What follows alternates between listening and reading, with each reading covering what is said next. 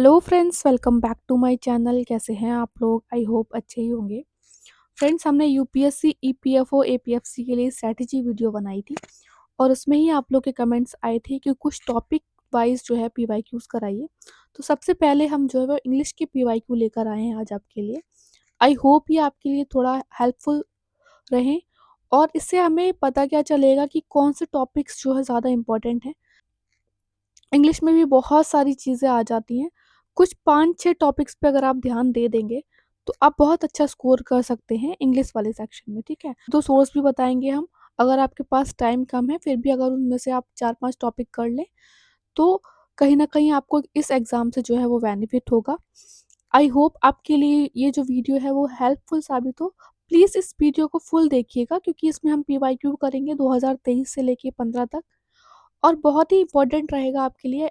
आपको एक एनालिसिस पता चलेगा कि ठीक है, इस तरीके से क्वेश्चंस आ रहे हैं, ठीक है? और अगर कोई और क्वेरी रहती है तो प्लीज़ हमें कमेंट बॉक्स में बताइएगा। क्वेश्चन पेपर्स के लिए क्वेश्चन पेपर्स हमने ऑलरेडी आपको प्रोवाइड करा दिए हैं, टेलीग्राम चैनल पर हमने अवेलेबल करा दिए हैं। आप हमारा टेलीग्राम चैनल जॉइन कर लीजिएगा। उसका लिंक इस वीडियो के डिस्क्रिप्शन बॉक्स में एंड कमेंट बॉक्स में आपको मिल जाएगा।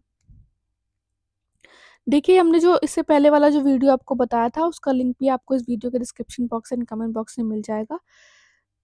एग्ज़ाम को स्टार्ट करने से पहले एक बार आप स्ट्रैटेजी और ज़रूर देख लिया करिए कि किस तरीके से क्वेश्चंस अभी तक पूछे गए हैं। उसमें हमने आपको बताया था कि कम 20 क्वेश्चन जो है अभी तक आ रहे हैं इंग्लिश के, ठीक है? और 15 से 20 का रेंज रहता है इंग्लिश का, ठीक है? तो इस वीडियो में हम 5 पेपर्स करेंगे, उनके इंग्लिश क्वेश्चंस लगाएँगे और देखेंगे कि किस तरीके से क्वेश्चंस जो है एग्ज़ाम में आते हैं। देखिए, अगर आपको वीडियो अच्छा लगे तो प्लीज़ लाइक ज़रूर कर देना और अगर आपने अभी तक हमारा चैनल सब्सक्राइब नहीं किया है तो प्लीज़ सब्सक्राइब ज़रूर कर दीजिएगा। State PCS and UPSC related exams के लिए हमारा चैनल आपके काम ज़रूर आएगा, ठीक है? तो अभी हम करेंगे 20 क्वेश्चन ईपीएफओ एपीएफसी 2023 में जो पेपर आया था। अगेन स्ट्रैटेजी वीडियो में हमने आपको बताया है कि लास्ट ईयर जो था एपीएफसी एंड ईओ का जो एग्ज़ाम था वो अलग-अलग हुआ था। इस बार जो है सिंगल एग्ज़ाम हो रहा है दोनों का, ठीक है? आंसर्स जो लिए गए हैं वो ऑफिशियल आंसर की से लिए गए हैं। अगर 1-2 में हमें लगेगा कि यहाँ पे आंसर गलत दिया गया था वो हम आपको बता देंगे, ठीक है? ये वाला जो पैटर्न है वो आपको देखने को मिल जाएगा ईपीएफओ एंड एपीएफसी दोनों के एग्ज़ाम्स में। इसमें क्या है देखिए, सबसे पहले तो आपको जो है ना एग्ज़ाम में क्वेश्चन बहुत ध्यान से पढ़ना है। 5 कहाँ क्या पूछा है, कि क्लोज़ली रिलेटेड पूछा है, कहीं पे क्लोज़ली रिलेटेड पूछ लेते हैं, कहीं पे एंटोनिम पूछ लेते हैं, कहीं सिनोनिम्स पूछ लेते हैं। किस तरीके से क्वेश्चन में बात कही गई है या वन वर्ड पूछा है कि इस सेंटेंस के लिए एक वन वर्ड क्या हो सकता है या इस वन वर्ड के लिए सेंटेंस क्या हो सकता है। फिल इन द ब्लैंक्स पूछे जा सकते हैं आपको। कौन से सेंटेंस में करेक्शन है ये भी पूछा जा सकता है। 6-7 तरीके के क्वेश्चंस आते हैं। इसमें पूछा है कि 5 आइटम्स हैं सेक्शन में पीक्यूआरएस, ठीक है? इसमें क्या है कि करेक्टली जो है वो लगाना है, अरेंज करना है।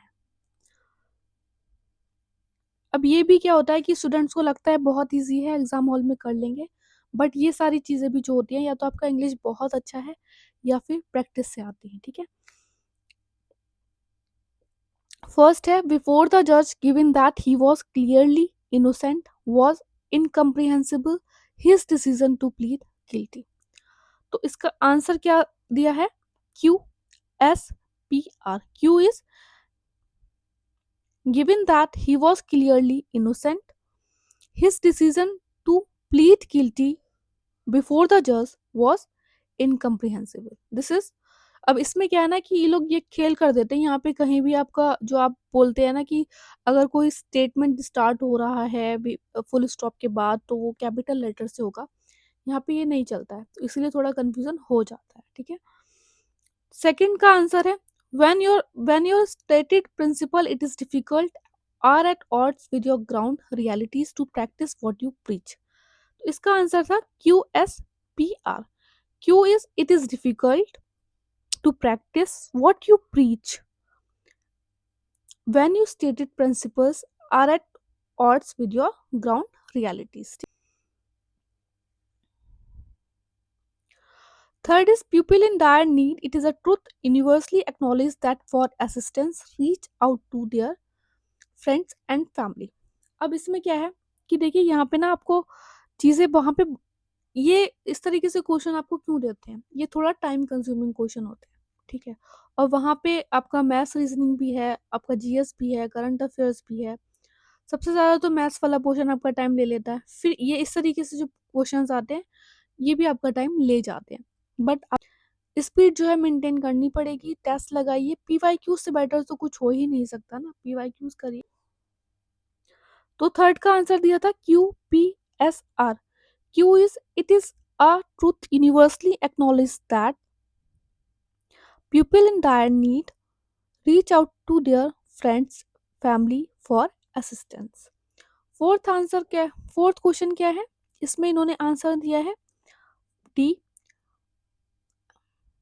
D is his vengeful and diabolic nature was were clearly revealed by the expression on his face. Fifth का आंसर क्या है? देखिए फिफ्थ का आंसर दिया था R S P Q. R is on more than one occasion I have witnessed. ऐसी गलतियां exam hall में हो जाती हैं। कहते हैं ना कि घर पे बैठ के हम पेपर कर रहे हैं तो हमारे 20 में से 19 सही हैं, बट वही एग्जाम में बैठ के कर रहे हैं तो 20 में से 16 सही हो रहे हैं, 15 सही हो रहे हैं, पता नहीं क्या हो जाता है एग्जाम हॉल में। तो यही चीज़ जो है वो मैटर करती है। इसका आंसर दिया था आर एस पी क्यू। अब यहाँ पे सिक्स क्वेश्चन में देखिए क्या है, इन्होंने बोला है कि 5 आइटम्स दिए हैं और अंडरलाइन वर्ड का क्लोजेस्ट मीनिंग जो है अंडरलाइन वर्ड का दिया हुआ है वो आपको मार्क करना है यहाँ पर। अब यहाँ पे इसमें कभी-कभी क्या होता है कि आपको अगर नहीं है वर्ड की नॉलेज, वो क्या देखिए वो कैब ऐसा तो है नहीं कि आप 200 वर्ड कर लेंगे, 400 वर्ड कर लेंगे, वही आ जाएगा। अनलिमिटेड है, तो यहाँ पे आप इस तरीके से भी देखते हैं। अब इन्होंने बोला है क्लोजेस्ट, तो इस चीज़ को बहुत ध्यान रखना है। The essay was badly researched and contained several platitude and generalisation. अब यहाँ पे इस चीज़ से आप पढ़िए, जनरलाइजेशन दिया हुआ है, ठीक है? करेक्ट इनकरेक्ट नहीं दिया है, कहीं पे कुछ नहीं दिया हुआ है। तो जनरलाइजेशन है तो मतलब कुछ ऐसा होगा जो ओरिजिनल नहीं रहेगा, ठीक है? तो यहाँ पे आप सी को आंसर मानेंगे। The judgment of beauty is based on the human capacity for disinterested pleasure in the natural world. Disinterested pleasure in the natural world. इसका आंसर था B, free of all self interest. Eighth है the 100-year-old college building was now in derelict state. तो derelict state is neglected and broken down. Old है building और एक state की बात कर रहे हैं, तो ऑब्वियस सी बात है सी जो है वो क्लोजेस्ट क्लोजेस्ट जो है मीनिंग निकल रहा है हमारा सी का। और तो वैसे भी कोई निकल नहीं रहा ना आंसर, देखिए ए तो नहीं निकल रहा, बी भी नहीं निकल रहा एंड डी भी इसका आंसर नहीं निकल रहा है। माई serendipitous encounter with the man on the bus was to have a profound impact on my life। तो इसका आंसर है D, a chance event. 10th है not withstanding our victory today we must be careful to avoid a feeling of complacency। तो इसका answer दिया है smug and self satisfied. अब ये यहाँ पे इन्होंने कॉम्प्रहेंशन दिया था, 5 क्वेश्चन दिए हैं, आंसर आपको उसमें से देखने हैं, बट यहाँ पे लेवल जो है कॉम्प्रहेंशन का बहुत अच्छा होता है, पैसेज जो दिया जाता है आपको बहुत अच्छा होता है। टाइम किलिंग होती है इसमें, देखिए टाइम जाता है इसमें, तो इस चीज़ को लेकर आप अगर वहाँ पे ईज़ी दे देते हैं तो बहुत अच्छी बात है। बट वहाँ पे यहाँ पे देखिए पैसेज में आपको दिमाग लगाना पड़ेगा। आप इसको पढ़ सकते हैं, स्क्रीनशॉट ले सकते हैं इसका। उसके बाद जो है आप आंसर लगा सकते हैं। देखिए 11th का जो है वो आंसर क्या दिया है इन्होंने, क्वेश्चन पेपर ये आपको हमारे टेलीग्राम चैनल पे मिल जाएँगे। उसका लिंक आपको इस वीडियो के description box and comment box में मिल जाएगा। देखिए बुक जो है आप लोग पूछ रहे थे कि बुक बताइए, ईपीएफओ में जो सब्जेक्ट है लेबर लॉस, अकाउंटिंग, इंश्योरेंस और कुछ लोगों को कंप्यूटर में भी दिक्कत होती है, उसके लिए हमने एक बुक बताई थी आपको यूथ कंपटीशन की। उसका लिंक इस वीडियो के description box and comment box में मिल जाएगा। स्टूडेंट्स के मैसेजेस भी आ रहे हैं कि लास्ट टाइम की रिवीजन के लिए बहुत अच्छी बुक है और बुक का एनालिसिस भी हमने आपको डाल दिया है, ठीक है? आपको इस वीडियो के description box and comment box में प्लेलिस्ट भी मिलेगी और वीडियो के लिंक भी मिल जाएंगे, आप देख लीजिएगा। बुक का एनालिसिस भी डाल दिया है कि क्यों हमने बताई थी वो बुक पूरा, और ये टॉपिक्स के लिए भी बुक इम्पॉर्टेंट है। अब यहाँ पे 11th क्वेश्चन का आंसर है, what does agro ecological region of eastern Ghat mean in the passage. तो इसका आंसर जो था वो, जब आप पूरा ये पढ़ेंगे तो देखिए इसका 11th का आंसर है D, sustainable farming that work in tandem with nature. There has been a rapid decline in minor millet cultivation because there has been shift toward growing more profitable crop। और इसका answer दिया हुआ है आपका यहाँ पे, and a shift in land use towards more profitable crop। What does a tiny share of grain was processed into value added product means। English अगर अच्छा है तो इसका आंसर आप समझ जाएंगे, NF was not done for the marketing of millet as a diverse food product. और statement भी पढ़ने के बाद चीज़ें लग जाती हैं पता। The introduction of small scale localized mechanical milling operated by self help group was a game changer. तो इसमें पैसेज में इसका जो आंसर है आपका निकल के आएगा सी। ठीक है, millet yield has increased because sustainable farming practice have been followed। तो ये सारे जो ऑप्शंस हैं वो तो वैसे भी कट जाएंगे जब आप कॉम्प्रिहेंशन पढ़ेंगे अपना, तो इसका आंसर जो है वो ए है। अब बात कर लेते हैं, यहाँ पे देखिए अगेन बोला है कि 5 आइटम्स दिए हुए हैं और जो वर्ड इसमें दिया है उसके अकॉर्डिंग आपको आंसर देना है। 16th में पूछा है, her poetry not only succeed in brilliantly capturing the beauty of nature but also carries the bar to suggest that which is too great and beautiful to be express in word.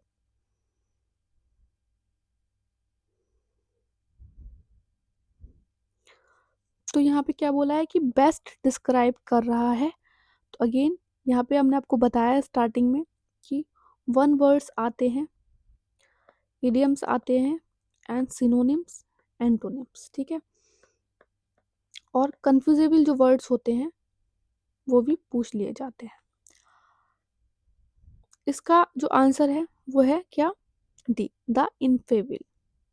The ineffable 17th में है, the government policies were aimed at relieving the distress of homeless, the unemployed and the poverty stricken section of society. Poverty stricken जो है वो indigent है, इसका answer poor को भी बोलते हैं इंडिजेंट। ठीक है, the organizers refused to allow him to speak at the function since he was known to make speeches that tended to provoke and ignite passion। तो इसका आंसर क्या है, incendiary speeches। 19th है, she was criticized for her view that were often restricted to small local issues and ignored matter of national importance। तो यहाँ पे जो word है इटैलिक में वो है small, restricted to small local issues. तो इसका आंसर है सी। 20th क्वेश्चन है, when profit began dropping steeply all of a sudden he realised that he ought to wind up his business soon. तो इसका answer है ए। यहाँ पे हमने एपीएफसी का 20 क्वेश्चंस लगा लिए। अब हम लगाएंगे ईओ वाला जो पेपर हुआ था मॉर्निंग शिफ्ट में उसी दिन।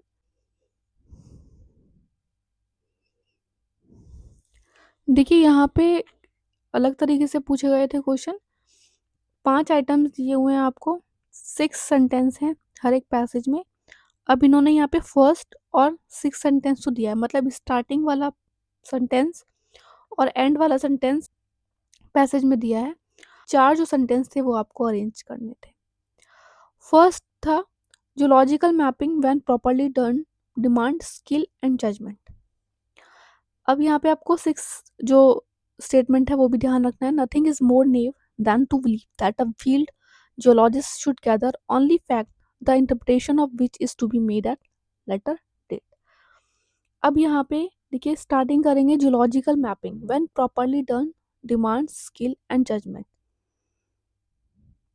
तो यहाँ पे मैपिंग से बात हो रही है, डिमांड स्किल्स एंड जजमेंट, तो यहाँ पे आर है। सच मैपिंग क्यों डिमांड कर रहा है स्किल एंड जजमेंट, क्योंकि such mapping require keen observation and knowledge of what data are significant. तो यहाँ पे आर हो गया first. As the field work progresses and the larger geological picture begin to unfold, experience and judgments are essential if the geologist is to evaluate properly the vast number of facts gathered from thousands of outcrops. उसके बाद S word है, then P while the field and then six. ठीक है, तो यहाँ पे आपका इस चीज़ में आपको याद रखना है कि सेंटेंस किस तरीके से अरेंज करेंगे। वहाँ पे कंफ्यूजन हो जाता है, क्योंकि देखिए अगर हम यहाँ पे एस लेकर आएंगे तो एस तो होगा ही नहीं ना, क्योंकि एकदम से आप फर्स्ट सेंटेंस के बाद अबव ऑल लेके कैसे आ जा रहे हैं। यहाँ पे मैपिंग की बात हो रही है, डिमांड की बात हो रही है, जजमेंट्स की बात हो रही है, तो कहीं ना कहीं जो कंटिन्यूशन में आएगा वो आर ही आएगा, पी भी नहीं हो सकता। ठीक है, क्योंकि आप सेंटेंस का कंटिन्यूशन है ही नहीं कि जूलॉजिकल मैपिंग की बात हो रही है, फिर ऊपर से while the work done progress, ये तो लग ही नहीं रहा ना। थोड़ा इस चीज़ पे भी आपको वहाँ पे एग्जाम हॉल में जाना पड़ेगा कि यार ये तो सेंटेंस फिट बैठ ही नहीं रहा। ठीक है, सेकंड है, under the colonial regime basic infrastructure such as railway, port, water transport, post and telegraph did develop. ठीक है, तो डेवलप किया गया था। अब सिक्स सेंटेंस क्या है, naturally therefore these areas remain inaccessible to the people. अब यहाँ पे फर्स्ट सेंटेंस बोला है कि बेसिक इंफ्रास्ट्रक्चर जो था कॉलोनियल रिजीम का वो डेवलप किया गया था, बट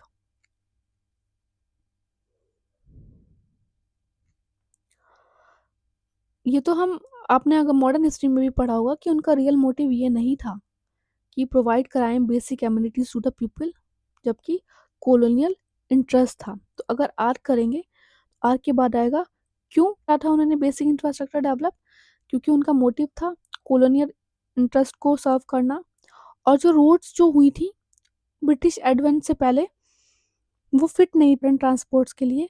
के बाद S and then P. Third है, contemporary history is necessary but it is at a best a tentative record। And sixth statement यहाँ पे दिया हुआ है, इसका आंसर जो है माना था Q S R P.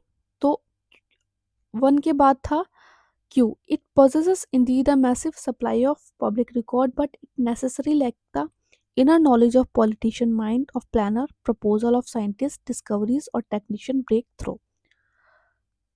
And R is it lacks perspective since it bereft of a sense of proportion।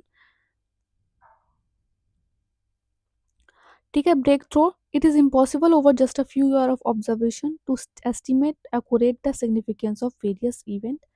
Then है, देखिए वेरियस इवेंट है, also it also lack perspective since it is bereft of a sense of proportion and the relevance of the issue of proportion is significant। then sixth,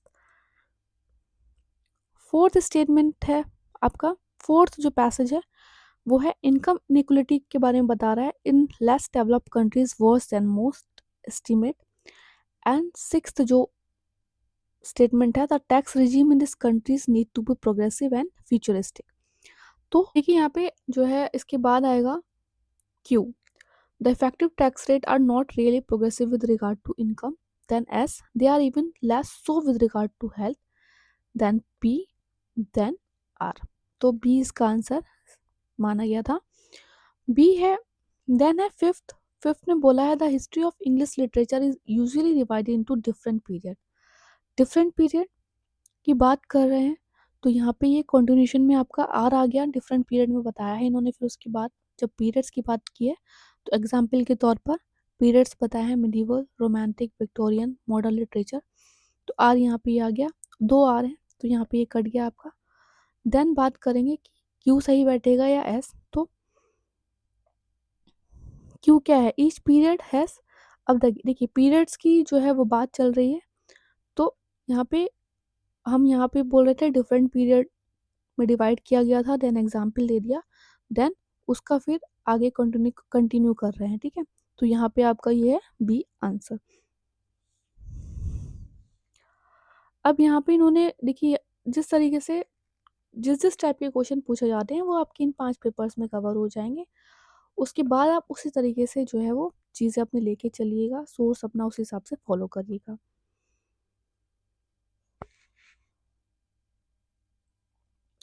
यहाँ पे देखिए sentence दिया हुआ 3 underline word दिए हुए हैं। अब उसमें बोला है कि कोई एक ऐसा सेंटेंस है जिसमें एरर है, अगर नहीं है तो आपको डी ऑप्शन करना है। तो 6 था Ramesh liked his friends music player to his own. अब देखिए यूपीएससी ने जो है वो इसमें ए माना है। यूपीएससी का आंसर जो है वो ए है। ऑल्दो सारी कोचिंग इंस्टीट्यूट ने लगभग जो इसका आंसर माना है वो माना है टू हिज ओन, क्योंकि यहाँ पे आना चाहिए बेटर देन हिज ओन। अब जो भी है आप प्लीज हमें बताइएगा कमेंट बॉक्स में। 7th का जो आंसर है वो है ए। क्यों? क्योंकि यहाँ पे given the complex of the problem, तो ये सेंटेंस खुद ही सुनने में अजीब लग रहा है। यहाँ पे है given the complexity of the problem the committee is not expected to arrive at a decision any time soon. 8th है the group of student on a visit to Srinagar. अब यहाँ पे इन्होंने 2 वर्ड्स का जो है वो कर लिया, एक ही मतलब लगभग होता है, तो ये यहाँ पे गलत है, अराउंड नहीं लगना करना चाहिए था। 9th is Jitendra was the smartest of the 2 children in a room. अब 2 लोगों की बात ही की गई है, सब बहुत 2 से ज़्यादा लोगों की बात की जाती है तो आप यूज़ कर सकते हैं, बट यहाँ पे स्मार्टर होगा तो यहाँ पे आंसर हो गया A. He asked me if I would be interested in signing up as a member of the group, तो यहाँ पे आंसर है वो नो, एरर है। ठीक है, देखिए यहाँ पे जो है इन्होंने फिल इन द ब्लैंक्स दिए हैं, आपको जो वर्ड है वो सही भरना है यहाँ पे। 11th का आंसर है C. I have been walking, continuation है ना, I have been walking past this particular shop for the past 3 years। All effect can be connected with the immediate cause, but it may be doubted whether they provide the whole explanation. A bird in hand is better than two in the bush। ये आपका idiom and phrase का जो है वो, इसीलिए ये दो कुछ टॉपिक्स जो है वो आपको पढ़ होने चाहिए। बुक की हम बात करें, देखिए बुक बता देते हैं हम।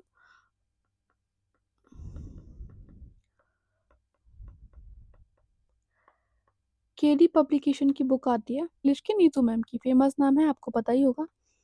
अगर आपके पास ये बुक है, देखिए अगर आप कंपटीशन की तैयारी कर रहे हैं जिसमें इंग्लिश आ रही है तो आपके पास ये बुक मुझे लगता है होनी चाहिए।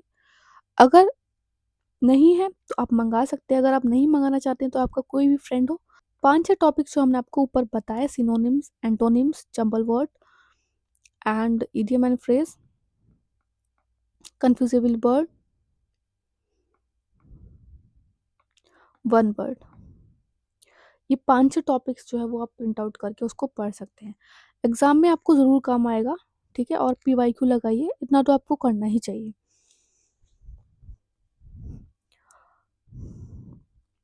14th है human history is ample proof that human ambition knows no limit. Good history presents several perspectives on a period, but this divergent view be must be fused। ठीक है, इंटीग्रेशन की बात कर रहा है तो यहाँ पे बी होगा। कहीं कहीं आप देखेंगे ना, देखिए यूपीएससी ने तो बी ही माना था, और अगर आप कोचिंग के आंसर्स कीज वगैरह से देखेंगे तो उन्होंने सी भी माना है, बट यहाँ पे बोल रहा है कि इंटीग्रेट कर रहा है तो फ्यूज्ड होना चाहिए। ठीक है,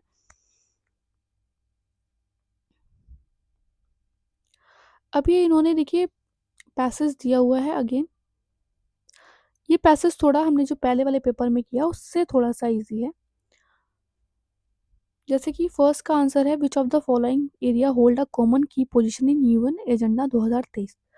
तो यहाँ पे ये इसका आंसर है एजुकेशन। ठीक है, what is the role of education in sustainable development, तो इसका आंसर आपको मिल जाएगा, आप पैसे देख लीजिएगा, अगेन पीवाईक्यूज हमारे टेलीग्राम चैनल पे आपको मिल जाएंगे।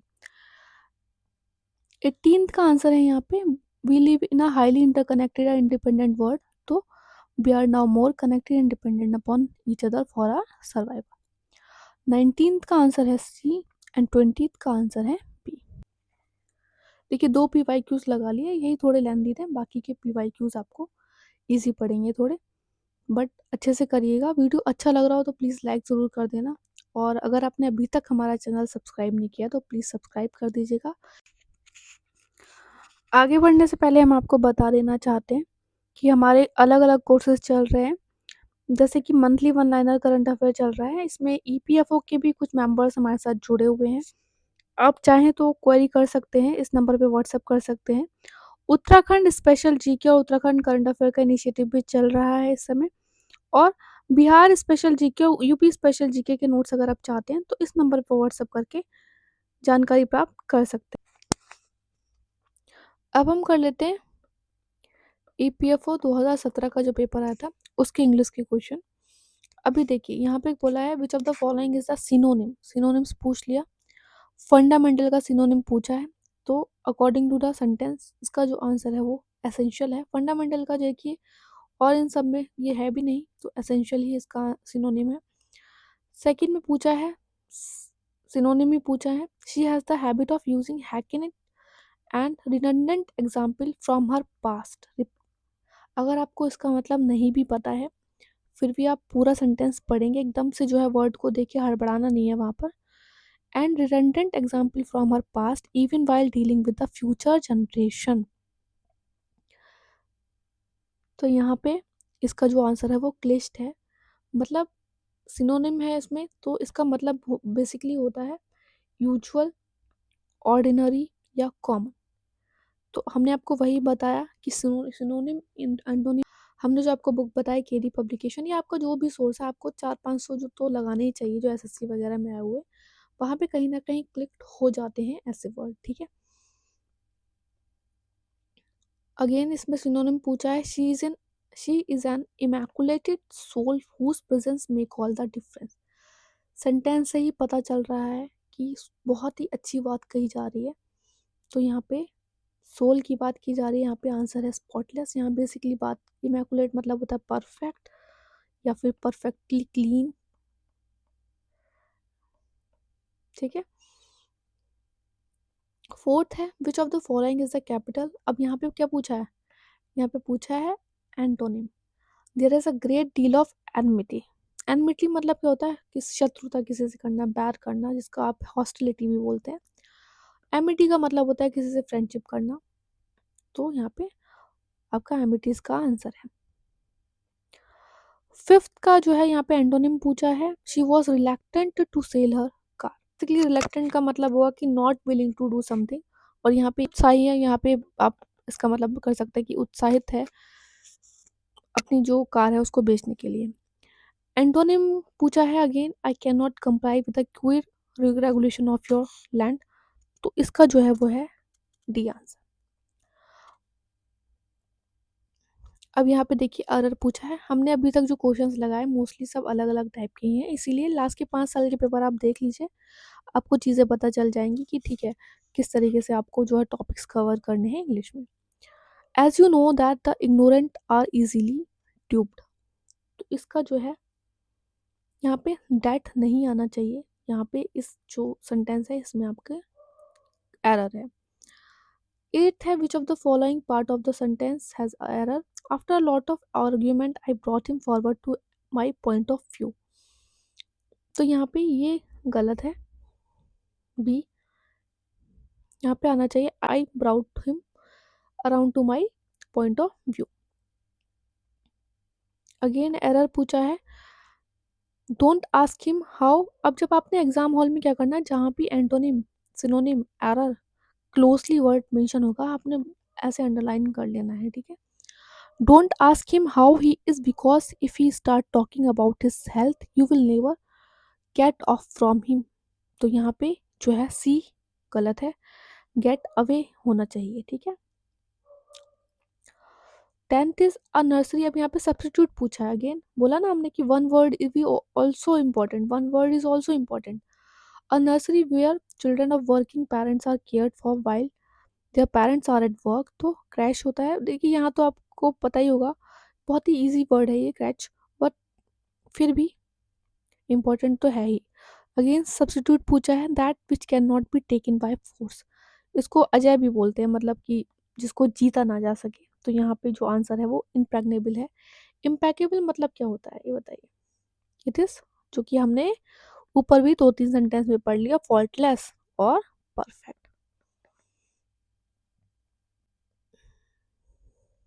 देखिए ये आ गया, एक नया टाइप का क्वेश्चन आ गया, question tag in the sentence, take a seat. तो यहाँ पे सी आंसर है इसका। Anyone can mistake, can't they, C answer इसका है।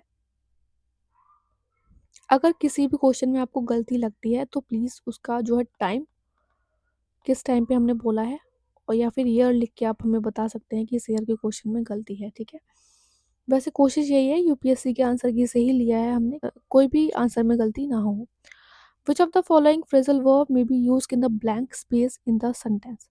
तो यहाँ पे देखिए अगेन फ्रेजल वर्ब पूछ लिया, he is fond of art and scene. तो यहाँ पे सी आंसर है, cut out to be an artist. We are happy in the beginning but now all the troubles have cropped. अब यहाँ पे ना कम अबाउट भी आप सोच सकते हैं, बट क्रॉप्ड अप मीन्स होता है कि सडनली अपेयर हो गया। कम अबाउट मतलब होता है कि हुआ तो है सडनली, बट अनएक्सपेक्टेड नहीं था, नॉट नेसेसरली अनएक्सपेक्टेड, ठीक है। और कम आउट का मतलब है कि हो जाता है, इमर्ज होना, इमर्ज होना या बिकम नोन। आपको पता है कि चीज़ें होती हैं। अब यहाँ पे जो मोस्ट क्लोज परफेक्ट जो वर्ड है वो आपका क्रॉप्ड अप आएगा, मतलब सरप्राइजिंग वाला जो वर्ड है वो ए ही है। 16th का आंसर है, no one knows how it all came about. 17th में भी पूछा है phrasal verb, I have to finish this work before I leave tomorrow morning. तो यहाँ पे है क्लियर अप।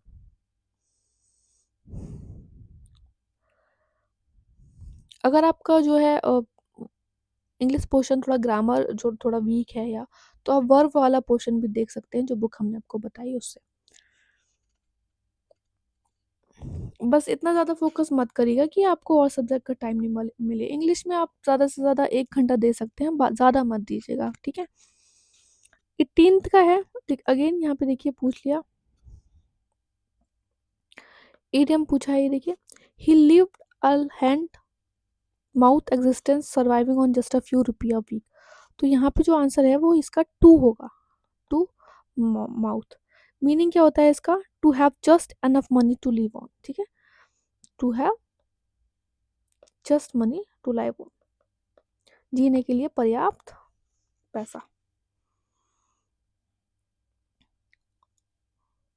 सब्स्टिट्यूट पूछा है, there is no meaning to cry over the spilt milk. तो एज का आंसर है अगेन, या वन वर्ड बोल सकते हैं हम, इन सब से ही ये लिए गए हैं sentence. Serving the sufferer is the true human service. तो ये है आपका एक्सीलेंट वर्क बोल सकते हैं आप इसको, एफिशिएंट और वैल्यूएबल वर्क भी बोल सकते हैं, ठीक है। यहाँ पे ये हो गया कंप्लीट। अब हम करते हैं फोर्थ पेपर। अब हम करेंगे ईपीएफओ एग्ज़ाम जो आपका 2020 में हुआ था। बेसिकली ये 2021 में हुआ था, बट इसका नोटिफिकेशन 20 में आया था, कुछ ऐसा ही है। आपको कहीं कहीं 21 या 22 भी देखने को मिल जाएगा। हमारा जो मेन एम है वो PYQ करने से है। तो इसका जो है देख लेते हैं, 20 क्वेश्चन आए थे इसमें। ब्लैंक स्पेस दिया हुआ है और 4 वर्ड दिए हुए हैं, वो आपको फिल करने हैं। इजी था ये वाला तो। It's time you went out and living को क्या करेंगे आप, अर्न ही करेंगे, ठीक है। The elephant fail into a, किसमें फेल करेगा, ट्रैप में ही फेल करेगा जो कि हंटर ने सेट किया है। The dress is really tight, it will stretch, ठीक है, खिंच जाएगी जब आप उसे पहनेंगे। With his back to the old man he stood at the window, fist clench हो गई, शोल्डर जो है वो shook with his choked sobbing. The bereaved mother proudly received the gallantry award on behalf of her son who had let down his life in the recent war। यहाँ पे opposite पूछा है। Opposite मतलब क्या हो गया आपका, यहाँ पे पूछ लिया इन्होंने antonym. She always organises lavish party on birthday. तो ये लैविश का मतलब उल्टा हो जाएगा frugal. The soldier was greatly pressed for his valour, मतलब वीरता के लिए प्रेस किया गया। तो यहाँ पे आ जाएगा डरपोक, तो cowards. This region are very fertile, fertile का अपोजिट क्या होगा, barren. Some sick immigrant were detained at the airport. Immigrant मतलब प्रवासी, और नेटिव मतलब जो वहाँ पे हैं उस एरिया के। The questions were so elementary that anyone could pass. तो एलिमेंट्री मतलब बहुत ही जनरल, और इसका एंटोनिम हो जाएगा एडवांस। अब यहाँ पे देखिए नियरेस्ट मीनिंग पूछा है। नियरेस्ट मीनिंग में मोस्टली क्या होता है ना, आपको दो ऑप्शंस में कंफ्यूजन जरूर होता है, तो इस चीज़ का आप ध्यान रखेंगे। यहाँ पे today the newspaper is full of carnage and violence. तो यहाँ पे है ब्लड शेडेड, जो है वही क्लोजेस्ट मीनिंग है इसका। This religious gift that make man human is still alive in Indian soul. तो रिलीजियस से रिलेटेड यही बिल्कुल सही ऑप्शन है। एक ऑप्शन ही आपको सही लग रहा है। It is difficult for us to imagine how much how much this safety means to everyone. तो इमेजिन एंड 13th का आंसर है बी, अंडरस्टैंड। 14th का है public service not merely something that occupies the और you are doing it but invade. Invade का मतलब होता है इनकी एंटर करना। तो यहाँ पे बी है इसका answer. He was in the early part of 20th century a staunch nationalist of the liberal fold। इसका आंसर है सी। अब यहाँ पे देखिए अगर पूछा है इन्होंने, 5 ईयर के क्वेश्चन पेपर कर रहे हैं हम, और 5 ईयर के क्वेश्चन पेपर में आपको पता चल गया होगा किस तरीके से क्वेश्चन पूछे जा रहे हैं। आपका जो भी प्राइवेट जितने भी क्वेश्चन आएंगे 15 से 20 क्वेश्चन ही आएंगे, इसी कहीं ना कहीं इसी पैटर्न पर आएंगे। कोई और जो है पैटर्न वो लोग लेकर नहीं आएंगे। तो इस पे आप इस चीज़ का आप ध्यान रखिएगा, ठीक है।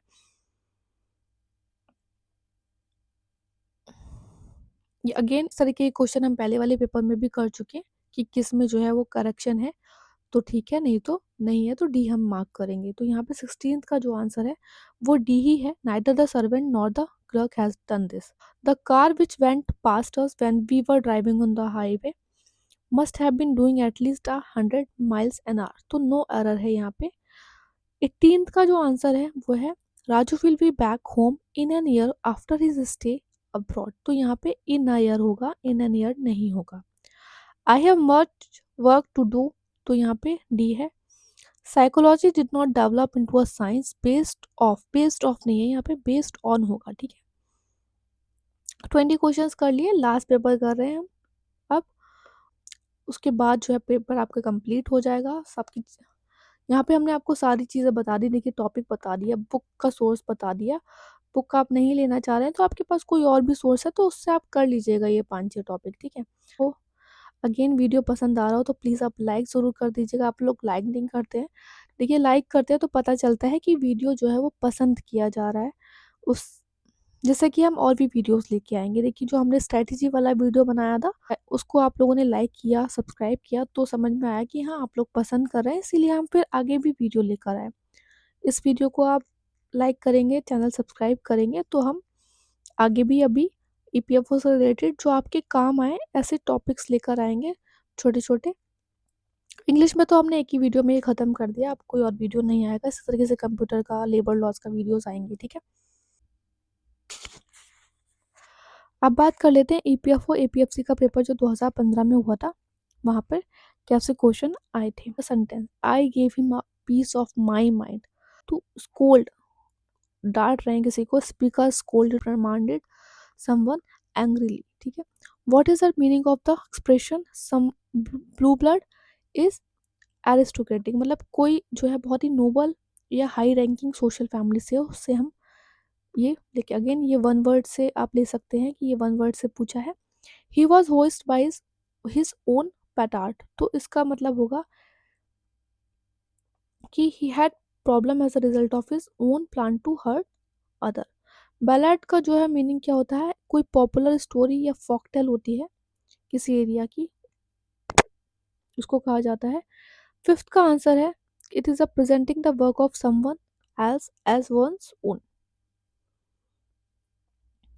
फिफ्थ है rivalry between two clan has become water under the bridge means it has become a thing of past. Past conflict is now over forgotten and no longer longer importance, तो यहाँ पे भी है। अच्छा, एक जो इम्पोर्टेंट क्वेश्चन है, अलग टाइप का जो क्वेश्चन है वो ये भी है, ये भी ध्यान रखेंगे आप। The teacher gave me the book, तो यहाँ पे बोला है कि देखिए यहाँ पे वर्ड नंबर किए हुए हैं for the convenience of reference. Consider also the insertion, अगर आप ओनली वर्ड का जो है इंसर्शन करेंगे तो वो किन किन वर्ड्स के बीच में कर सकते हैं ये दिया है। On the recipient, on the uniqueness of the item given, on the giver, तीन आपको जो है वो इन वर्ड्स पे जो है एम्फासाइज करना है इंसर्ट करते हुए। तो ऑप्शंस के अकॉर्डिंग जो है ना B is right. Between 3 and 4, between 3 and 4 gave me, तो यहाँ पे है कि रेसिपिएंट जो है कौन है, मी है, तो यहाँ पे आप ये भी कर सकते हैं कि ओनली मी, फर्स्ट सही हो गया।